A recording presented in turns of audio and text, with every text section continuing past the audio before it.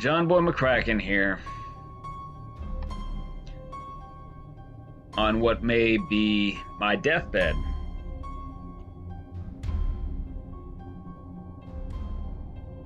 I had some people gaslighting me to the effect that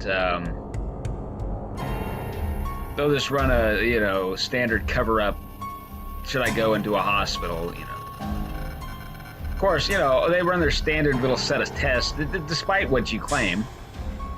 And I've had in prior visits to the emergency room when they were using some really nasty clandestine weapons.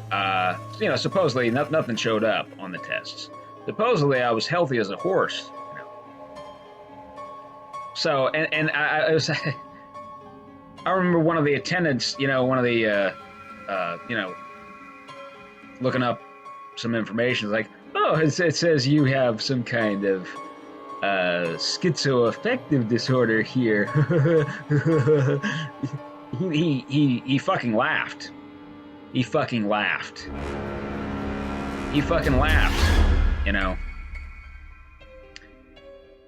So, once you've been diagnosed as being psychologically unsound,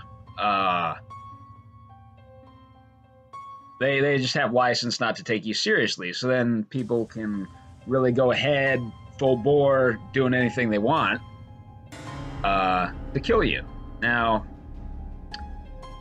this whole place got dusted with some kind of chemicals, some kind of drugs, maybe one part of the binary, one chemical in a binary process. I got implants and things, and they set me up for, to target parts of my body for a degradation. Should I cross them on down the line? And they what's it called? Warn me. They give me a little preview, of coming attractions, in terms of they through full nerve entrainment, while I was sleeping, I would go into these torture dreams, right? And they were vivid and as painful as they would be in real life. And then I woke up. And I don't know. So it's as though I died, like, I don't know, 10 different ways, by violence. It's just this stuff I don't want to alienate. I don't want to speak about this stuff because I know I'm going to offend a lot of people, and they'll say, well, this stuff doesn't have any educational value anymore, and I don't want to do that. And I'm sorry, friends. I'm sorry, you're so sensitive, and you think you can control everything and everyone, and you certainly can't. You do not have a good grasp of the situation. Not at all. No, not at all. You're weak, pathetic fools. All too easy. Anyway, well, this little since I've even just been here this afternoon, this is been getting worse. Now I gotta hobble around with this thing here. It's just as they said. Interesting. So what do I want to talk about here today? Steffi, I've seen some recent vlogs of yours. I've long been a fan. I became aware of your channel. Well, it must have been about 18 years ago, roughly. And I kind of became aware of this sort of montage, you know, and it just sort of scrolled through my mind, you know, and you know, it was just very beautiful. And I thought, well, that has a lot of value. And you know, here's this girl who really loves the woods, and she's so sharp and deep, and and I thought that was just marvelous, you know. And somehow I thought, I don't know, somehow I thought I wanted to meet you in person. You know, I didn't know at the time that I would be involved in any kind of videographic endeavors. You know, I'd been programmed to believe that this was like happening to somebody else. It was just like this movie, and an actor was doing it. It wasn't actually real, and I had this idea of what the actor looked like, and you know, kind of a waspy guy, slightly taller than me. Um, you know, just a similar sort of personality, though. You know, so all these horrible things, they were, you know, I disassociated from, and they're gonna happen to. It's just an actor. It's just a story. You know, it allowed me to continue on. You know, with this sort of this prevision.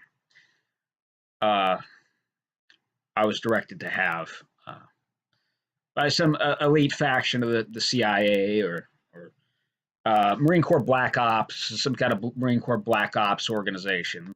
Um, yeah, they're all connected. Yeah, anyway, but so anyway, what happened? So oh, and you know they knew about you, and and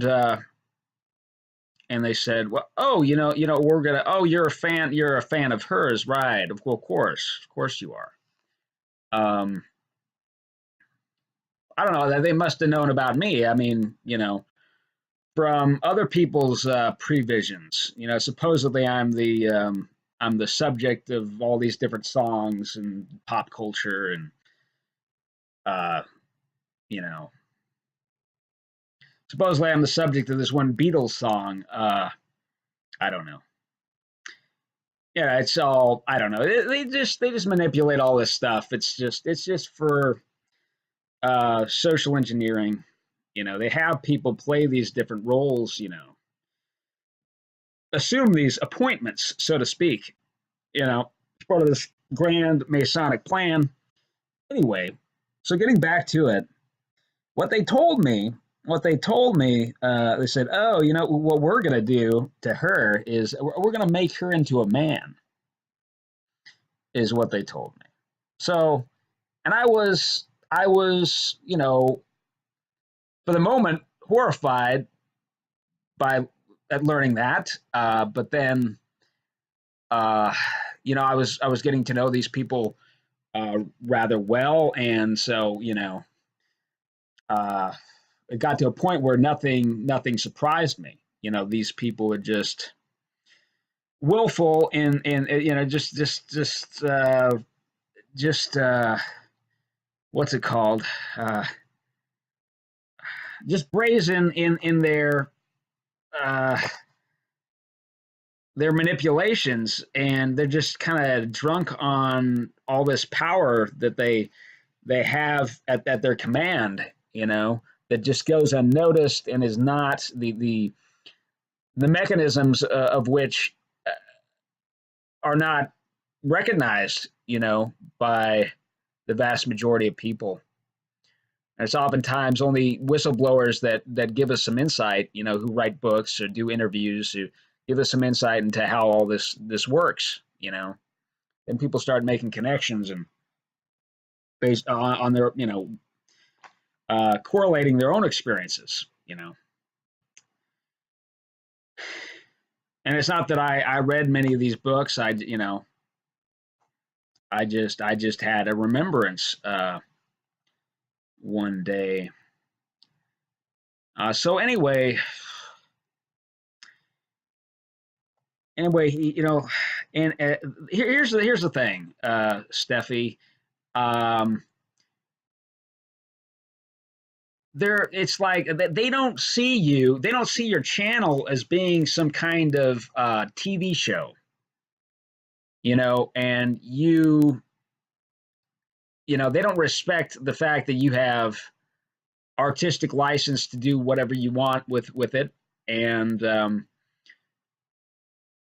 you know uh, they see you as a puppet that they can manipulate, and they really get off on forcing people to do this or that, manipulating people, bending people to their will. They just really get off on that. And so what offends them is this. See, they see you. They called you a creep. Is what that's what they called you a creep. They said, oh, yeah, she's a creep. Um, and I guess what offends them is that you're attractive, and yet they can't have you. Never in a million years could they have you because you're a lesbian, and so they can't just admire you in some kind of fanciful way and derive enjoyment, from watching your videos. They have to, they got to put you in your place, where a place that they direct, and so in their view, they would make a lesser man of you. They think, well, she likes all these masculine sort of pursuits. Uh, we're just gonna we're just gonna make her into a man. What they've done with me in the past, is they have used chemicals on me to affect my hormone production. Um, they've done things that they've used some kind of estrogen antagonist. Not that men produce much estrogen, but the small amount that they do produce, I mean, it's critical, to good health, and so this kind of disconnects you. I mean, it disconnected me, from like the feminine principle, and and I got all these terrible uh, effects with my skin. Estrogens involved with collagen production, and some different things, and joint health and different things. And so is testosterone as well. But so I mean, they they do this, they do this, and they can do the opposite, in the case of a woman. And I don't know, maybe that's what they've done with you, I suppose. So they've used some kind of, I mean, they're testosterone antagonistic, chemicals antagonistic to testosterone, that block its functioning, or it just deranges its functioning. So can glom onto those receptor sites, and so on, or inhibit its production. So maybe that's what they've done with you. So you feel disconnected from the masculine principle, and I don't know, your life experience, and maybe your genes, and just different things have caused you to really value that connection. I mean, everybody needs to have those types of connections. Um, we're not all together one thing. Nobody is, and so maybe that is what's going on. So they're offended by what I've found. They told me they really don't like homosexual activity. They're deeply offended by it, and they so yeah, what they prefer to do is create transgendered people, and of course there's a lot of money to be made off of transgendered people. So there's funding for this. There's just funding for this kind of endeavor.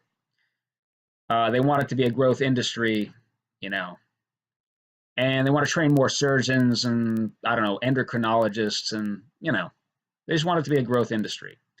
And it goes hand in hand with the Malthusian death cult that wants to reduce population. It's tied in with this idea that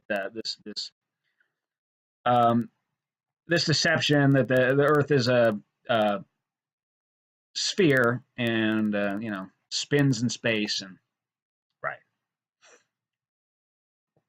yeah, I've recently remembered that I made a motor based upon this principle, like the principle of duality and the principle of the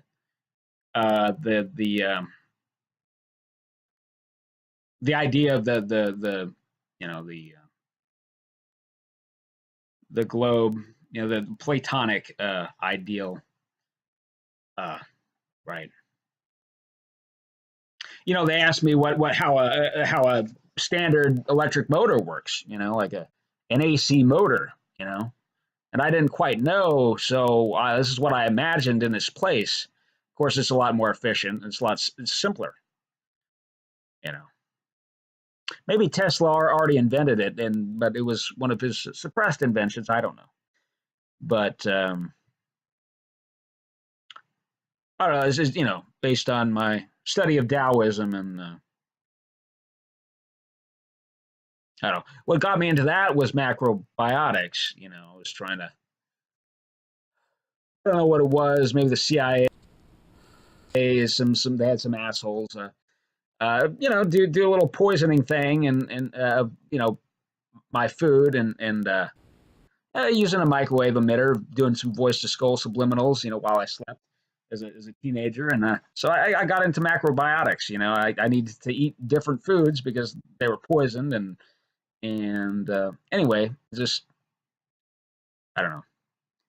Led to a study of Taoism. Anyway, of course, I was anorexic, at the time too. I was part of it was anorexia. Part of it was gender dysphoria because the changes brought on by adolescence, and so I've been programmed with that too. I'd been um, sexually molested, you know, while watching these MK Ultra programming, this MK Ultra programming presentation that you can't look away from because it's duplicated on on a bunch of little in a grid work on a big projection screen that you're just I don't know 8 feet away from or something, right? I mean, they didn't have my head in the vice or anything. They didn't have some kind of little hooks on my eyelids or anything. But if I tried to look away, they would slap me or something. Can't remember. Um, but anyway, so that's what they did. So I'm just saying, and people disassociate from this stuff. They don't remember it. It's backlogged, uh, stored away in some room, some dark little room in their mind, and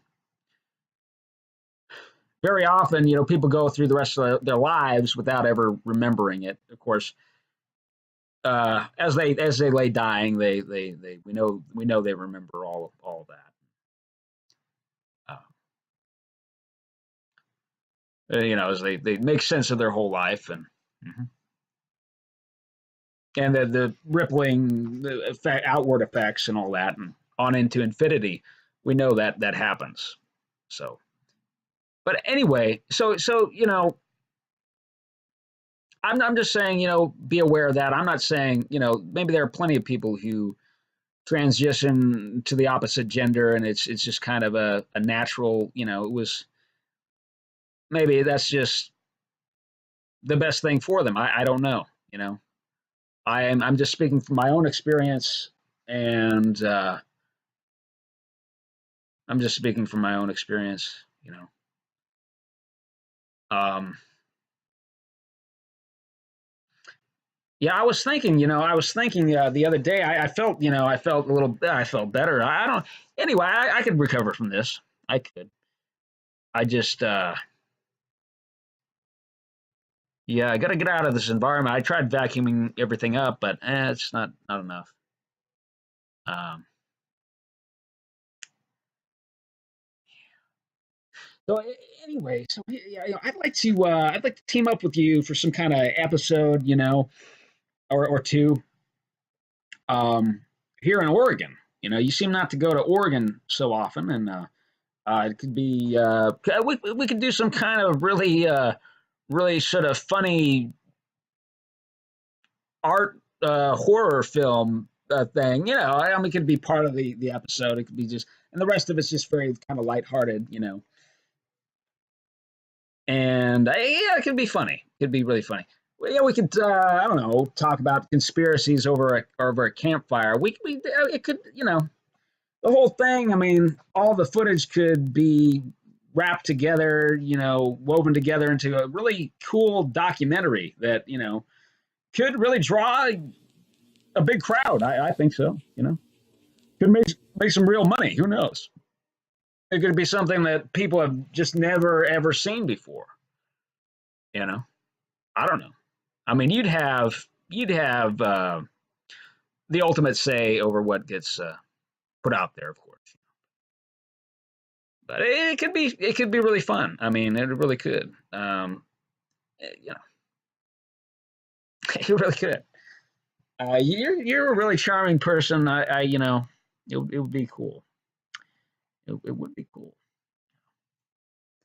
And you know, let me tell you, I accept you, or whatever. You know, I respect you, and I accept you, and you know, and whatever you choose to do, I mean, you'll be you, and you just be a little different, and it'll be interesting to watch you. You know, it'll just be interesting in any case. You know, so.